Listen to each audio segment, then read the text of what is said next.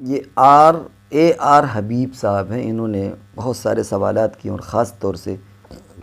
یہ ویڈیو تھوڑی لمبی ہے لیکن چونکہ اہم ہے،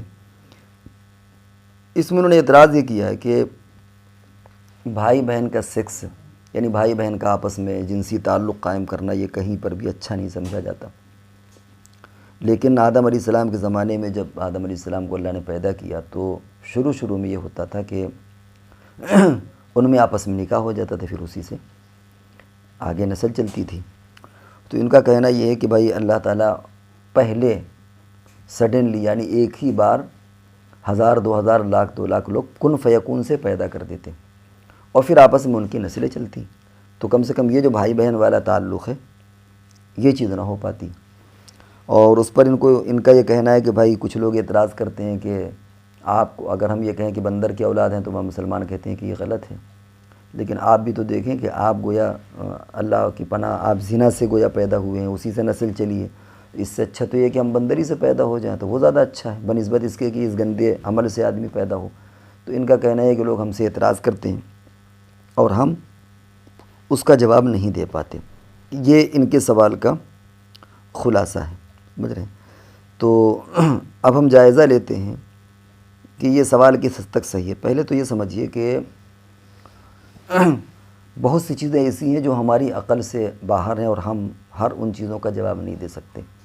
جواب نہ دے سکنے کا مطلب ہے کہ وہ ہمارا منصب اور دائرۂ کار سے باہر ہے۔ دوسرے یہ بھی بات سمجھنے کی ہے کہ یہ سوال کسی مسلمان کی طرف سے یا غیر مسلم کی طرف سے، اگر غیر مسلم کی طرف سے ہے تو کیا وہ دوسری چیزوں کی اسلام کی دوسری چیزوں کا قائل ہے سوائے اس کے؟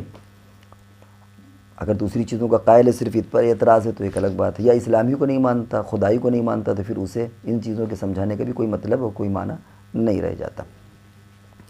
اب آئیے ہم آپ کو سمجھائیں کہ یہ جو بات کہی کہ آدم علیہ السلام کے زمانے میں ایک بھائی اور ایک بہن اس طریقے سے رشتہ ہوا اور وہ گندہ ہے یہ رشتہ قائم کرنا، تو ہم بھی کچھ سوال کرنا چاہتے ہیں کہ پھر یہ بھی تو سوال ہو سکتا ہے کہ بھائی پھر یہ طریقہ تولید کا یعنی انسانوں کی پیدائش کا یہ طریقہ کیوں اپنایا گیا کہ آدمی ایک تو میاں بیوی اس طرح ملتے ہیں، وہ خود ایک سمجھ میں نہیں آنے والی چیز ہے۔ پھر بچہ شرمگاہ سے پیدا ہوتا ہے، حالانکہ انسانی عظمت اور احترام کا تقاضا یہ ہوتا ہے کہ منہ سے پیدا ہو جاتا، تو کیا اللہ تعالیٰ اس پر قادر نہیں تھے کہ جو اللہ تعالیٰ شرمگاہ کا ذریعہ بنا دے، پروسیس جو آپ نے ابھی ذکر کیا، تو اللہ تعالیٰ منہ سے بھی تو پیدا کر سکتا تھا۔ اور یہ بھی تو ہو سکتا تھا کہ انسان کسی بھڑیا میں کوئی چیز جمع کرتا ہے، مٹی ہے کوئی اور چیز، اور اس میں تھوک دیتا اور کچھ دن کے بعد اس میں بچہ پیدا ہو جاتا، یا ہے کہ اپنا خون ٹپکا دیتا، کچھ دن کے بعد جسے پودے پیدا ہوتے ہیں بچے پیدا ہو جاتے ہیں۔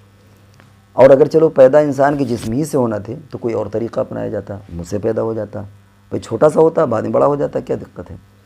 منہ سے بھی تو چیزیں تو کم گھن آتی ہے، منہ سے تھوک نکلتا ہے کوئی، کہیں گھن تو نہیں آتی، لیکن عورت کی شرمگاہ سے بچہ پیدا ہوتا ہے تو یہ تو خود گھن والی بات ہے۔ تو اللہ نے ایسا کیوں کیا؟ پھر تو اللہ کی خلقت پر آپ اعتراض کریے کہ اللہ آپ نے یہ طریقہ کیوں اختیار کیا، اس میں تو بڑی شرم آتی ہے۔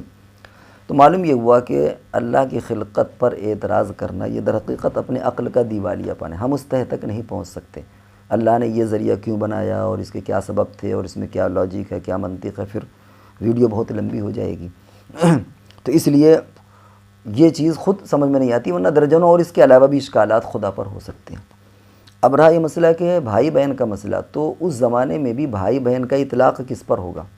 اس زمانے میں بھائی بہن ان کو کہتے تھے جو ایک بار پیدا ہوتے تھے، یعنی ایک لڑکا ایک لڑکی آدم علیہ السلام ایک ساتھ پیدا ہوتے تھے، وہ بھائی بہن ہوتے تھے۔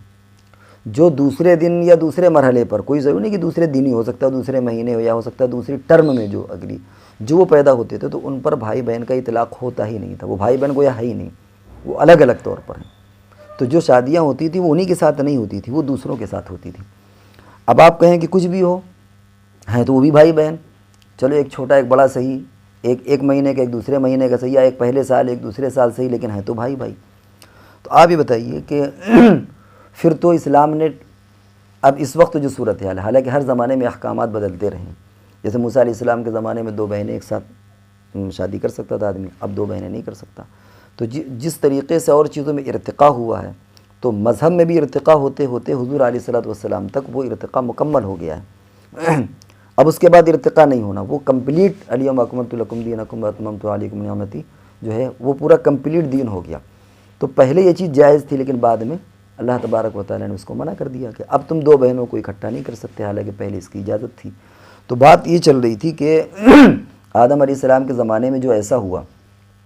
تو آج کے دور میں بھائی بہن سے نکاح صحیح نہیں، لیکن ہم یہ سوال کرتے ہیں کہ یہ بتائیے کہ چچا کی لڑکی یا پھوپھی کی لڑکی، ان سے نکاح صحیح ہے کہ نہیں؟ پھر تو ان سے بھی نہیں ہونا چاہیے نکاح۔ کیوں؟ اس لیے کہ جیسے باپ کی اولاد ہے اور بھائی، اسی طرح دادا کی اولاد بھی تو وہی ایک ہی سب ہیں، ایک ہی کنبہ قبیلہ ہے، وہ بھی دور جا کر کے ہی بہن تو وہ بھی بن جاتی ہے نا جا کر کے، جیسے سگی بہن ہے، ایسے ہی چچا کی بہن بھی تو بہن ہے، چچا کی لڑکی بھی تو بہن ہے، کیونکہ ایک باپ کی اولاد ہے اور ایک دادا کی اولاد میں سے ہے، تو اوپر سے شجرہ تو ایک ہی چلا، تو وہ بھی جا کر کے تو چچیری بہن سے بھی نکاح نہیں ہونا چاہیے۔ چنانچہ ہندو میں بہت سے طبقے ایسے ہیں جہاں چچیری بہن سے نکاح نہیں ہوتا۔ پھر اسے اب اور اوپر بڑھائیے کہ دادا یا پردادا کی جو نسلیں چلی ان پر بھی نکاح نہیں ہونا چاہیے۔ چنانچہ بہت سے ایسے غیر مسلموں میں مذاہب ہیں جو اس خاندان میں ہی رشتہ قرار نہیں دیتے۔ اب آپ یہ خیال کریں کہ اگر کوئی ایسا علاقہ ہے جہاں ایک ہی خاندان کے لوگ آباد ہیں، تو ایسے لوگ کیسے شادی کریں گے؟ وہ تو سب فنا ہو جائیں گے، ختم ہو جائیں گے، آگے نسل ہی نہیں چلے گی، کیونکہ وہاں کوئی آدمی آیا، ایک جوڑا، اور اسی کے خاندان آگے بڑھی۔ تو جیسے ایک نسل میں بھائی بہن ہے، ایسے اوپر سے بھی تو سب ہیں، تو سب بھائی بہن۔ تو اس لیے ہمارا صرف سمجھانا یہ ہے کہ ہر زمانے کے اعتبار سے انسان کا تصور ڈائیورٹ ہوتا رہتا ہے، تصور وہ بدلتا رہتا ہے۔ تو اس زمانے میں یہ کہیں گے ہی نہیں کہ بھائی بہن سے شادی ہوئی،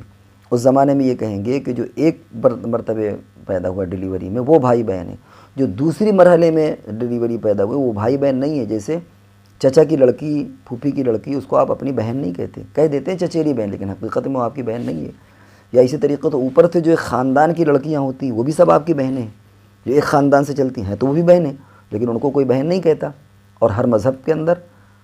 شادیاں ہوتی ہیں جب دور وہ سلسلہ چلتا ہے۔ تو اسی طریقے سے اس زمانے میں جو سلسلہ تھا وہ یہ تھا کہ بھائی بہن انہی کو کہا جاتا تھا جو ایک وطن سے ہو، باقی جو دوسرے شفٹ میں گویا دوسرے مرحلے پر جو پیدا ہوئی وہ بھائی بہن ہوتے نہیں تھے۔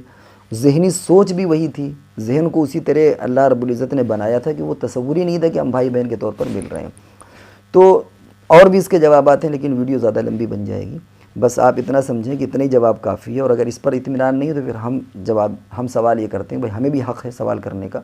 کہ پھر یہ قدرت نے یا اللہ نے پھر شرمگاہ سے انسان کو کیوں پیدا کیا؟ انسان اتنی